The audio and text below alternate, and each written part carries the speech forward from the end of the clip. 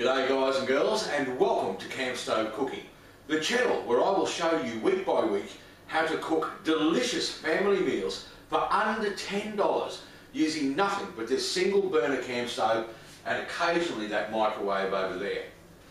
Now guys, just before we get started on today's video, in this world of occupational health and safety, you really have to put your safety first. Now, a lot of you guys might not know this, but one of the biggest dangers facing today's chefs in kitchens is dehydration. So the very first ingredient that you need before you start cooking any meal is the beer.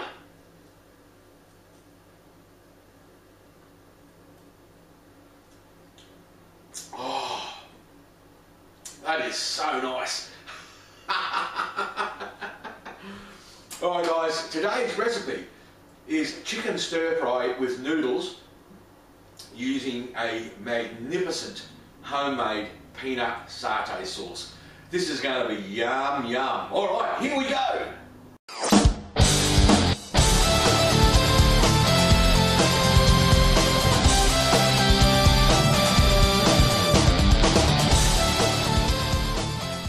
Now before you start cooking this meal today, gang, on your camp stove, just bear in mind that these camp stoves run on these gas cartridges, so you always want to make sure that you have a spare one at hand in case you run out. Now today's meal we'll be using about half a gas cartridge, and these cartridges here where I come from in Australia cost about $4.50 for a pack of 4. So we'll be using about 50 cents worth of gas to cook this meal today. Always make sure you've got a spare one handy though. You don't want to run out of gas halfway through a cook up. Alright guys, here's a list of the ingredients that you'll need to make your homemade peanut satay sauce. Yum yum. Okay, a little bit of cooking sherry, about a capful of that. Now this is absolutely up to you, you don't have to put that in guys. So about a capful of cooking sherry, that's going to cost about 10 cents. You're going to need about a cap full of white vinegar, that's going to cost about 10 cents. You're going to need a teaspoon of chilli, that's going to cost about 10 cents. You're going to need a couple of big dobs, a couple of big tablespoons of peanut butter, that'll cost around about 20 cents. You're going to need a teaspoon of sour cream, that'll cost around about 10 cents. You're going to need some beer, we won't worry about factoring that cost in just yet. You're also going to need about a tablespoon of brown sugar, that'll cost about, I don't know, 5 cents maybe. You're going to need a couple of tablespoons of cooking oil, once again that'll cost about 10 cents probably. Don't forget you're going to need some beer, okay? You're also going to need some garlic, some minced garlic. You'll need about a teaspoon of this. Once again that'll cost about 20 cents I suppose. You're going to need some beer, don't forget about the beer. You're also going to need about a cup full of water, that's free. And you'll need a half an onion finely chopped. Now I don't know what you guys pay for onions where you come from, but a half an onion where I come from will cost around about probably about 25 cents. Okay, and don't forget guys, the most important tool that you will need in your kitchen. Now a lot of people love their knives, they have their favourite knives, or they have their favourite wooden spoon, but my favourite kitchen tool is the bottle opener. And that's for taking the top off your beer. Righto, let's get making this sauce. Woo! Ah! So the first thing we're going to do, gang, is we're going to chop up our onion. We're going to chop that up reasonably fine. Now, I'm not a chef by any means, as you can see by my onion cooking methods. And why does chopping up onions always make me cry? Righto, we've got our onion chopped up. So what I'm going to do before I actually start cooking this onion, I'm going to get the rest of my ingredients ready. Right, so don't spill the beer. In my water, in my cup of water, I'm going to add about a cupful of the vinegar. Yummy, beautiful. I'm going to get a spoon out. Now, I don't really measure anything properly, as you should, but I'm going to add about a cupful of the sherry. You know, at the end of the day, who's really interested in measuring all this rubbish out. We're going to put in about a teaspoon, maybe a bit more of brown sugar. Beautiful. Going to give that a good old-fashioned stir up. Oh, that should just taste absolutely yummy.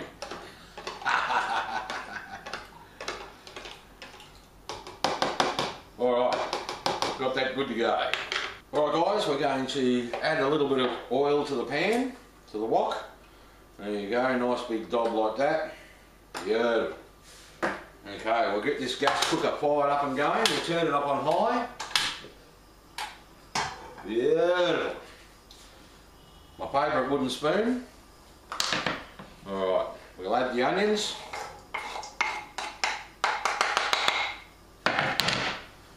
We'll give that a bit of a stir around. Oh, there's nothing like the smell of cooking onions. And I'll tell you what, gang, do you reckon we should add some beer to this? I reckon we should. We'll add a bit of beer. Oh, yeah, oh, that's the way. Oh, smell that. Beer flavoured onions. Woohoo! Alright, we're going to cook these just for about 4 or 5 minutes, gang, until they're nicely browned off.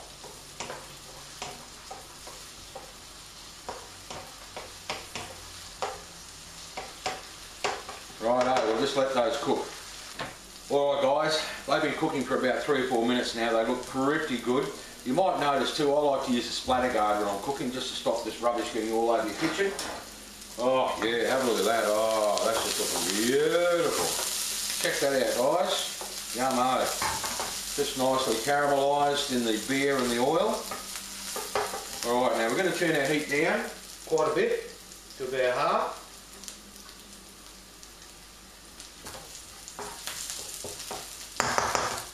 Alright, now we're going to add our half a teaspoon of garlic, our half a teaspoon of chilli. Oh, you guys should smell this. This just smells awesome.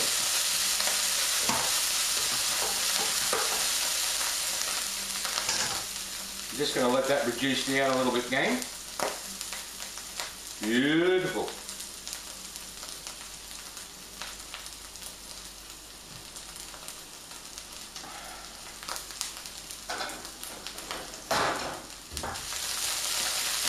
Beautiful and golden brown, and smell the garlic, and smell the chilli. Look at that guys, that's absolutely beautiful. Now the reason those onions have become so caramelised like that is because we put the dash of beer in there. Now obviously if you're feeding kids you don't want to be putting too much alcohol in your food, but for the purpose of this exercise. Alright guys, we're going to turn the heat off now for a second. And we're going to add a great big dob of peanut butter.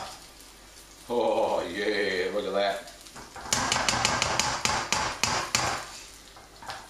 And at this point in time we're also going to add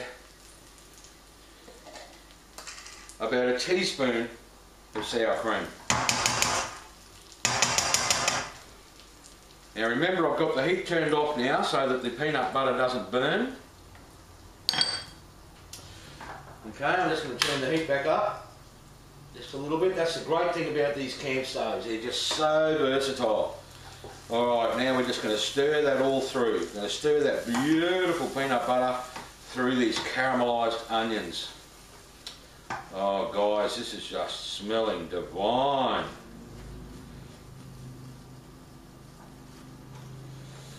Now we want to get it to a fairly thick paste. You've got to be careful not to burn this, so you just have it on low heat. And you need to get it to a consistency like that. So it's just a nice thick paste. Mix it all through. Alright guys.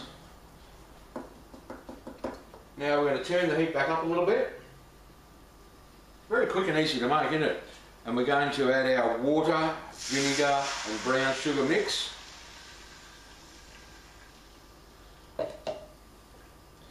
And we're going to keep that on high heat and just let that reduce down. Now this is going to take quite some time to reduce down.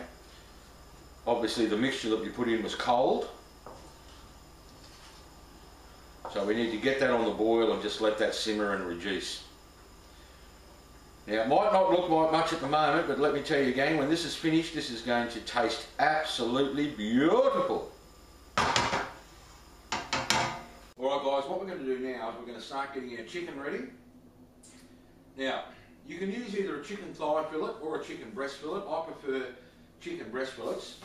Now we bought 2 large chicken breast fillets the other day for about $10, but we're only using one of them for this meal. One good sized chicken breast fillet will feed a family of 4. Now something a lot of you guys might not know, this is frozen. Chicken fillets are virtually impossible to cut frozen, and we want to dice this up nice and thin. But they're also quite hard to slice when they're fresh or unfrozen or completely thawed. So I always like to cut my chicken fillets when they're about half defrosted. And they've still got a little bit of firmness about them, it makes them quite easy to cut, but they're not all loose and juicy. Not that there's anything wrong with being loose and juicy. Alright, so I'm going to pop that in the microwave on defrost for about 10 minutes. And we're going to get it around about halfway defrosted. Beautiful. Alright, we'll come back to this in a second. This satay sauce is just looking yummo. Let's have a little taste. Oh, yum. Needs more beer. Alright guys, so we've got this satay sauce at the consistency that we want now, and it just looks absolutely beautiful. I've taken it off the heat, I've turned the heat off. And what we're going to do guys, we're just going to put that in a container, and we're just going to let that sit for a little bit because we're going to come back to this a little bit later on. But I want to leave some of the juices in the pan, and I'll tell you why in a minute. Oh, that just looks divine. So I'm going to leave a little bit of juice just like that in that pan because we're going to cook our chicken in some oil in that satay sauce, in that juice, so that the flavour of the satay cooks through the chicken. Oh, it's going to be bloody beautiful. Maybe it needs more beer. Alright guys, so I've just taken that chicken out of the microwave, and it's just how I like to cut it up. It's just starting to defrost, but still a little bit hard on the inside. Now that's a nice big chicken breast fillet. Nothing like nice big breasts. I don't know about you guys, but I like big breasts. Alright, I'll just start slicing them up. Now it doesn't really matter how you cut your chicken up. It's entirely up to you. Everyone is different. So it's still just a little bit frozen in the centre, bloody beautiful. Oh, look at that, nice, yummy, big chunks of chicken. Might just cut him along there. Alright, beautiful. Oh, there's a message on my phone. Probably someone telling me I'm cooking this wrong. Slicing up like that, oh, this is just going to be yum, yum, yum. Alright guys, so we've got our chicken diced up and ready to go into the wok. Now guys, a lot of you might not realise that the most disease germ-ridden piece of equipment in your kitchen is number 1, these old dish rags, like that. And number 2 is your tea towel. And number 3 is the chopping board. So I always keep paper towels close by, particularly when I'm working with chicken. And I never, ever, ever wipe my hands on tea towels and then touch food. Always the paper towels. You can also give your cutting board a bit of a quick wipe down with the paper towel, and then just throw that straight in the bin. So if you guys don't have paper towels in your kitchen, you're a nig-nog, and you should. Righto, we've got our chicken ready to go. We're going to put a bit of oil in the pan.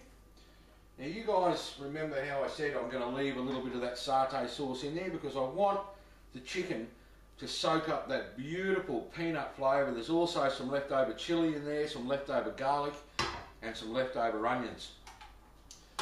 Alright, let's get our heat on, get that pan warmed up. This is the great thing about using these camp stoves when you're cooking, or just using gas in general, is that your pan heats up so quickly. yummo, all that beautiful satay in there. Righto. Now that pan is up to temperature already, and we only turned that gas on literally 10 seconds ago. How good is that? Righto, in with our chicken. Now bear in mind, gang, I said that this will feed a family of 4, and we're only using 1 chicken breast fillet. Hey, that's not bad, is it?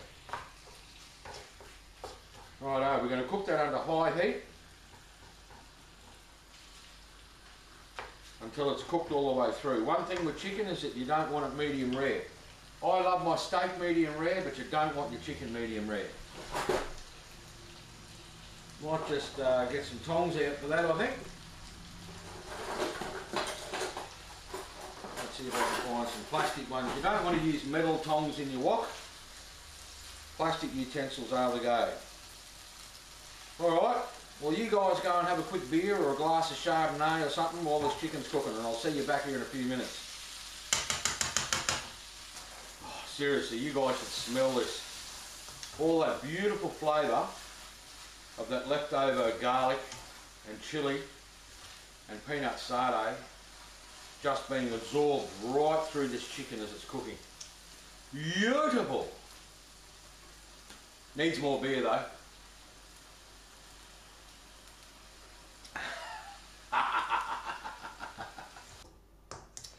Oh, that just smells great, guys. I've just got that on a low heat now. I've just turned the heat down. And the chicken is cooked. And we're going to put that out to rest as well for just a few minutes, because I'm going to show you something really tricky now. Right, chicken's done. Just going to pile that onto a little plate here for the time being. We're going to come back to this shortly.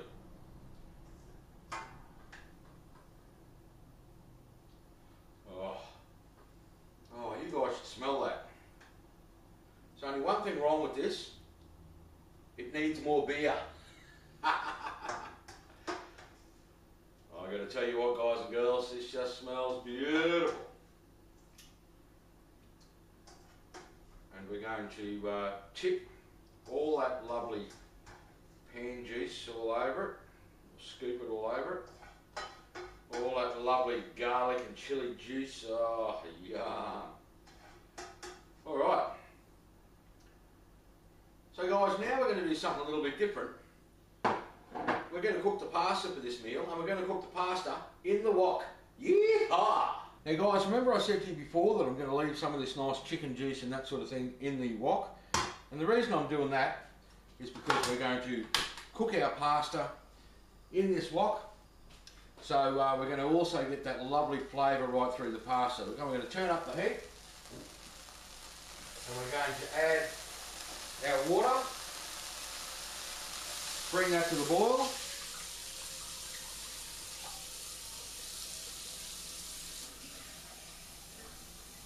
Probably about 3 or 4 cups of water, because we're feeding 4 people, remember?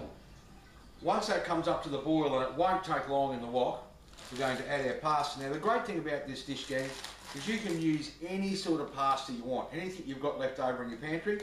For tonight's exercise, I've got a half a pack of panini in there, and this whole pack cost about $1, so we're using about 50 cents worth of pasta, and that's what we're going to use tonight. As soon as that water comes up to the boil, we're going to throw this in, boil it for about 5 to 10 minutes. Beautiful, our meal is almost done. Alright guys and girls, it's been a few minutes, our water is now on the boil. We're going to add a little bit of salt to the water, and that just takes the bland taste off the pasta. I'm sure all you guys add a little bit of salt when you're cooking, and I've got to tell you, a little bit of salt is not bad for you. Righto, we're going to add our panini, and we're just going to let that boil away about 5 to 10 minutes. Okay, keep on testing it, and just as soon as it gets nice and soft and moist, yummo, it's good to go. So there you go guys, this has been cooking for about 10 minutes and it's good to go. Look at that, gang, it looks beautiful. Now you guys remember, I never rinsed this wok throughout the entire process of cooking this meal, and that's because we cooked the sauce first, and I wanted all the flavours of the sauce to infuse through everything that we're cooking. This is just going to taste yum, yummo. Alright guys, let's rinse this out and get it plated up. Woo-hoo! So here's a tip that you may not have known, gang. When you're rinsing out your pasta, you should always rinse it out in hot water from under the tap. Alright, so we're going to let that water get hot. We're going to drain it in hot water. Beautiful. Oh, yummo. Rinse out under the hot water tap. Beautiful. Oh, this is just going to taste so good. Righto, we're going to throw that straight back in the wok. And now we're going to get ready for the dish up. Yeehaw! So we've got the pasta back in the wok. We're going to turn the heat back on. Get that going. I love these little camp stoves. It's hard to believe you can actually buy these camp stoves for about $15, isn't it, gang? Righto, we've got our pasta in there. Alright. Now we're going to throw our chicken that we left out earlier straight into the wok with the pasta. Going to get all that beautiful juice in there. Oh, yum. Going to give that a little bit of a toss.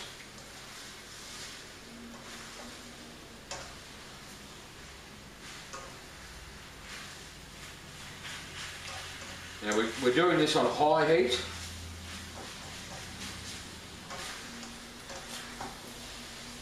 Oh, that just smells great. Now at this point in time you can add a little bit of salt and pepper if you like. And we actually might do that. A little bit of salt.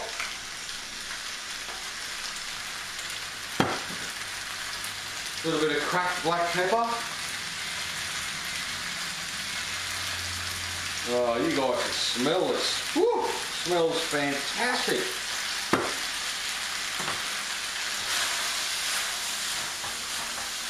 A little bit of a turn. Alright. Now we're going to lower the heat to about half. And we're going to add our leftover sauce from before, or our sauce that we cooked up before. Going to pour that straight in, guys. All over it. Now we don't want to waste any of that sauce, so we'll give that a little bit of a rinse out.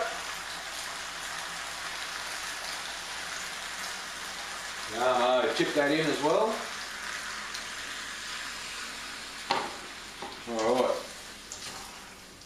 I'm going to toss that about. Oh, smell it. Ooh. Might just turn that heat back up a little bit, just to get it nice and hot, because we have had the sauce sitting out for about 15 minutes. Just to heat that all the way through.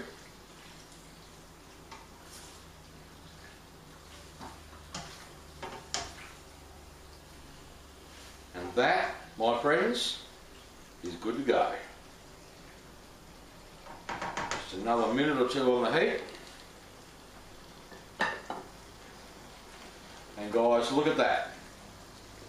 Hey, chicken satay and pasta or noodles with homemade satay sauce to feed a family of 4 for under $10. Oh, beautiful. Alright, I'm going to turn that heat off and we're going to give this bad boy the plate up and the taste test.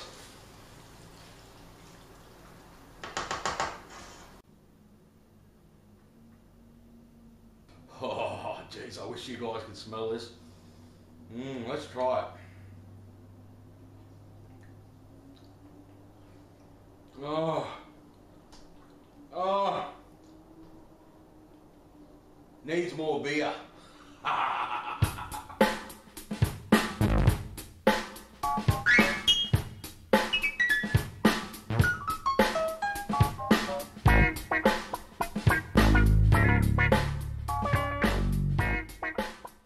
Well, there you go, guys and girls. I hope that you've enjoyed our very first episode of Camp Stove Cooking, how to make meals to feed a family of 4 for under $10.